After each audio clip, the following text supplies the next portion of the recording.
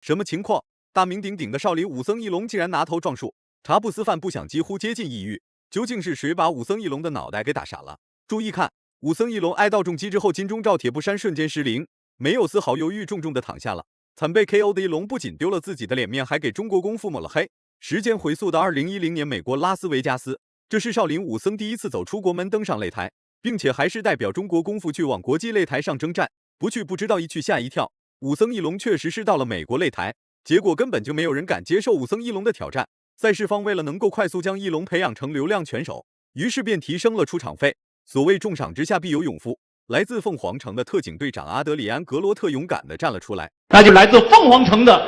特警队队长，曾经是美国海军陆战队的队员，参加过海湾战争，练习过拳击。少林武僧主打的就是一个专业，出场时身旁还有几个武僧做陪衬，一同登上擂台。先不说一龙实力如何，首先气势要拿出来，让那些美国人看一看中国功夫究竟有多厉害。话就不多说了，来让我们欣赏一下一龙的精彩表现。少林金刚腿果然名不虚传，人人都知道武僧一龙拥有金钟罩铁布衫，但很少有人得知他也会少林金刚腿。比赛一开始就率先给格罗特来了2次下马威，让其彻底见识到了中国功夫的威力与美丽所在。场下的外国观众也是第一次见到少林武僧，所以说这场比赛一龙代表的不仅仅是他自己，更多的是中国功夫未来的发展趋势。亚利桑那州的阿德里安·格罗特，阿德里安·格罗特呢，外号狮心王啊，他练过泰拳，同时他也是特警队的一名队长，参加过海军陆战队，到过伊拉克的战场。而今天他站在特警队长的实力还真不是闹着玩的，既然有勇气登上擂台来与少林武僧展开对抗，那么足以证明格罗特实力非常恐怖。从体型上来看，武僧一龙就像是一只瘦弱不堪的小鸡，然而格罗特更像是一头饥饿已久的雄狮。但武僧一龙更灵活一点，利用快速的步伐移动和身体的虚晃，很快就给格罗特带来了很强大的冲击波。因为从赛前称体重来看，这个美国的格罗特的体重就是160磅，而这个功夫小和尚一龙呢，体重是157磅。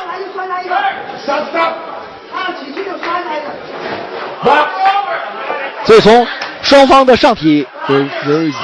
肢体来看，那么格罗特肌肉比较发达，上肢力量很重，就出拳力量很重。第一局已经倒计时，这时候一龙聪明点，用腿控制一下对手。第一局比赛宣告。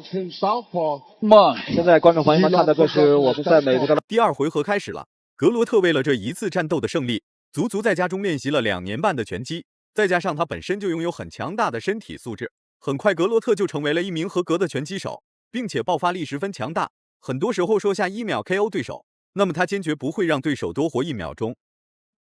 那么在第2局比赛当中，我们看到武僧一龙就开始多用他的腿法进攻了，因为我们说第1局比赛当中，这就是特警的队长利用一个前轮摆拳